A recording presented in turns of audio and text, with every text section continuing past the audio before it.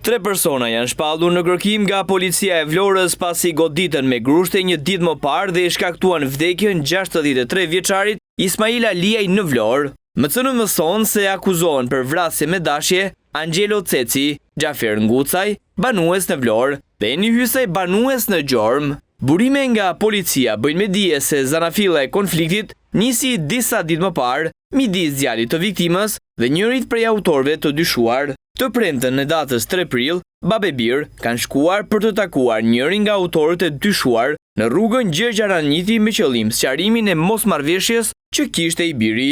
Autori ka qenë në makinë ato momente me familjen e tij, pasi sapo kishte nxjerrë djalin nga spitali, ku viktima me të birin janë afruar. Kanë debatuar me fjalë dhe më pas situata ka përshkallëzuar në thyrje e sharje. Duke qenë se autori kryesor i dyshuar ka shtëpinë aty pranë, kanë ndërhyrë në konflikt edhe 2 shokë të tij. Aty ka nisur një konfrontim fizik mes palëve me shkelma dhe grushte.